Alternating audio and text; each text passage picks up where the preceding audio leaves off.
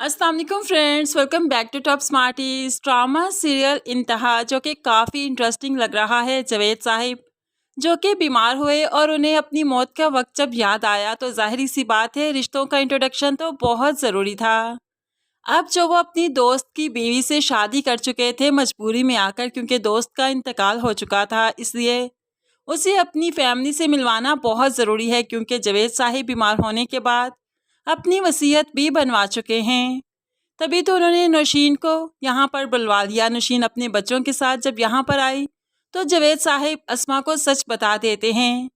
इस पर अस्मा और अस्मा के बच्चे तो भड़क चाहते हैं कि घर में मैदान जंग बन गया। अस्मा के बच्चों ने तो नौशीन को मार मार कर उसका बुरा हाल भी कर दिया, जिसकी वजह से जावेद साहिब ने पहली बार अपने बेटे पर हाथ उठाया और बेटा फिर घर से बाहर निकल गया। ऐसे ही ये घर तो अब मैदान जंग बन चुका है। लेकिन कल कला को कोई बदमज़गी होती जावेद साहिब के जाने के बाद तो उससे अच्छा था कि आज ही सब कुछ पता चल जाए। तभी तो जावेद साहिब ने ये कदम उठाया।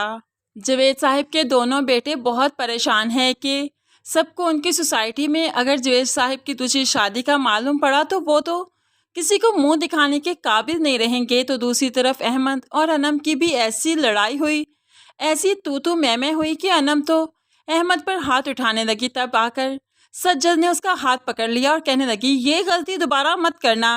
जितना हक तुम्हारा है इस घर पर उतना हमारा भी है। अगर वो तुम्हारा बाप है तो हमारा भी बाप है। ऐसे ही अनम को शटअप कॉल देती है सज्जद, जो कि अनम से बिल्कुल बर्दाश्त ना हुआ, क्योंकि अनम इस घर की लाडली थी, इकलौती थी। और अब यहाँ पर सज्जद अनम की जगह जो ले रही है तो अब अनम इकलौती नहीं रही, इसलिए अनम तो बहुत भड़क चाहती है। अब यहाँ पर अस्मा भी आ गई और अस्मा अपनी बेटी का साथ देते हुए जावेद साहिब से बात करने की कोशिश करती है कि ये देखिए आपके कारनामों की वजह से क्या कुछ हो रहा है, मेरे घर में तो जंग का मैदान लगा है। तो ऐसे में देखा तो जावेद साहिब पहले ही दिल पकड़कर बैठे थे और यहीं पर होप्सो इनकी डेथ हो जाएगी और डेथ के बाद ही तो असल कहानी शुरू होगी।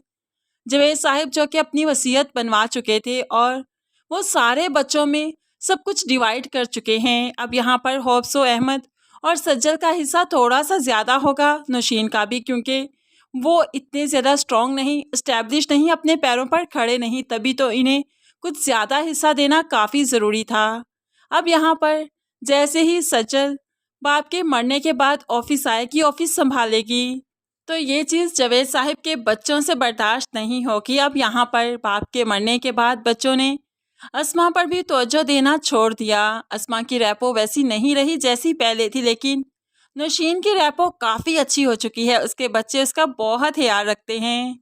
तो यहाँ पर नौशीन अस्मा पर तरस खाते हुए कहेगी कि अगर किसी चीज़ की ज़रूरत हो तो मुझे कहना ना, हमारा रिश्ता तो एक ही है, भला मुझसे क्या झिझक, मैं दे दूँगी ना सारा कुछ तुम्हें।